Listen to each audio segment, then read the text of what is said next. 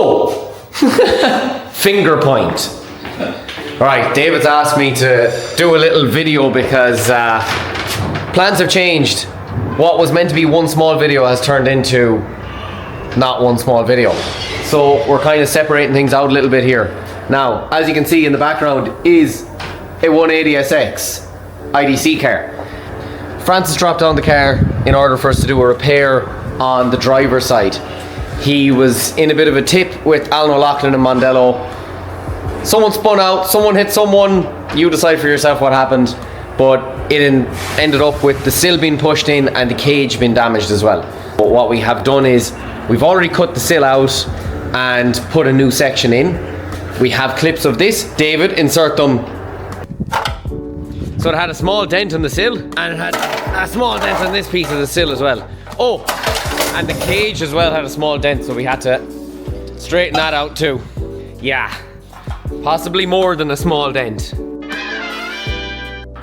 We have the inner sill welded in. We bent up the bottom lip along here and kind of captured the inner floor, and we then seam welded the inner sill to the actual floor pan to give it back a wee bit of strength so it no longer flexes.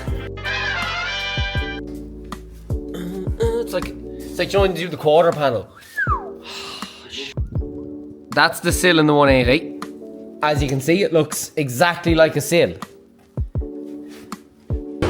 I will be a bit more involved with the repair of the cage, simply because this is now going to be its own video, and it was meant to be part of a 2-car documentary.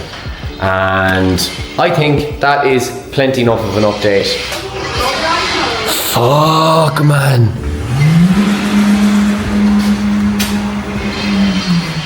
180 update. We are back with a bang. So the light is about to go dead. We'll make this extremely quick. I have a plate welded into the floor just to tie in the bottom of the cage. There was a small little bit of rust there we just had to deal with, so said we straighten it up with a nice thick plate.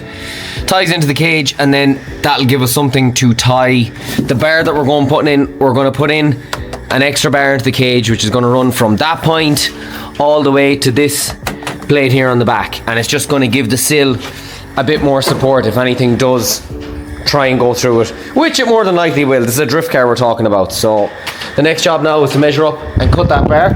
I'll show the bar cut before I weld it in, then I'll show it welded in, then I'll show the next bar, and then the next bar and the next bar, and then that should be it. We're working kind of late, not too late. Just trying to get this 180 finished up. I am tired. I've done a lot of welding and cutting, but here is the update. We're nearly there. Last step of this is going to be get the seat rail back in, welded into place. We have to plate the floor where the seat rail did, push through the tunnel, but let me show you what we've done. So there's the door bars in and welded.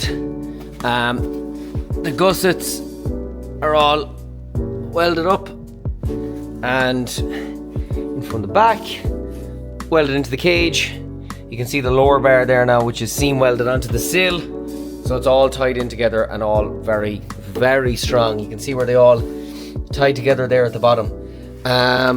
As for the sill, now I have seam welded along here, and it's an overlapping seam weld there.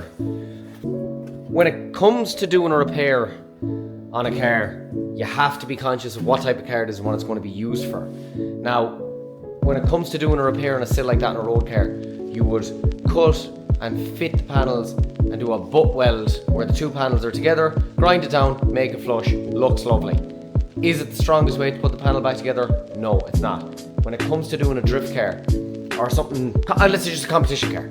Now, especially in a drift car where the sill is probably the point that's at the most risk when it comes to being in a crash. That is the place that gets damaged usually the most. I've seen some pretty bad ones, and that is where you're sitting.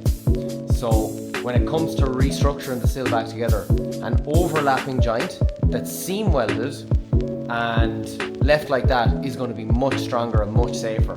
We're trying to put as much strength into the sill as we can, so that if this does happen again, that it's not going to come in on top of the driver and end up getting an injury or something like that. So we have put the sill together, we've overlapped it, we've made it as strong as possible, we've put the bar inside the sill, and again seam welded that to the sill and the cage, and then put the X bars in. So it just, depending on what you're doing, I would not do that on a road car because it doesn't look the best, but having said that, it is the strongest way to do it. So you really have to think about the type of car you're working on and what is needed. I mean, if it was a repair in the back of the car and it was just some panel work, it doesn't really matter. You would do it as light as possible with the thinnest metal, get it back on. It's not something structural and it's not there to save the driver.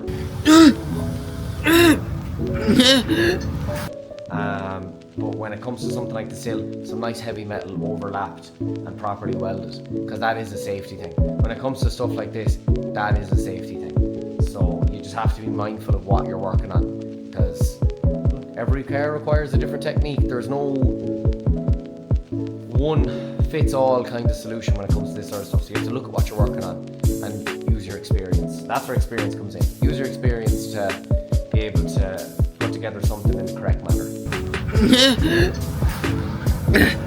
So that's just I wanted to explain, I suppose, when it comes to the sill repair, why it's overlapped like that and seam welded and stuff. You know, there's a method to my madness. Not always, but most of the time. So that is where the seat rail went through the floor. So we're going to plate this, strengthen it.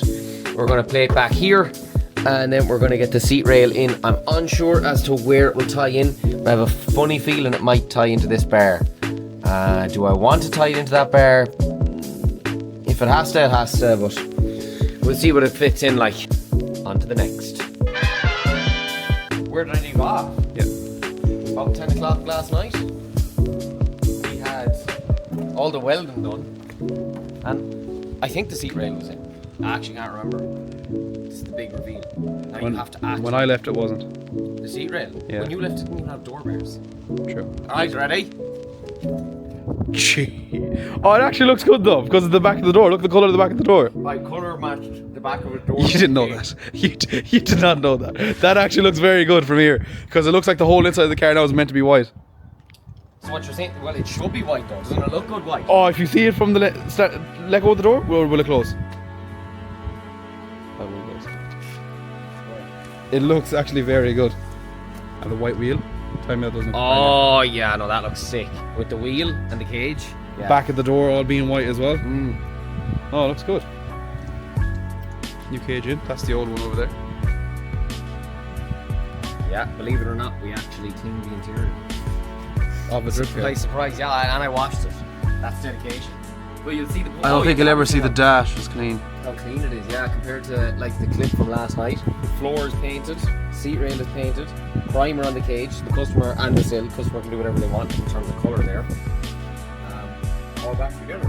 Looking good, washed. And you had to make up a still section. Did you tell him that?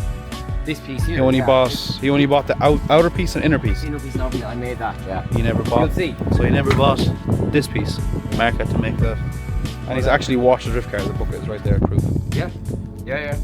I know the back wheels don't look like we washed them, but they're white and they're old, so they're stained. Do you have number plates for 180? That's the end of this video, yeah, so we'll just wrap it up.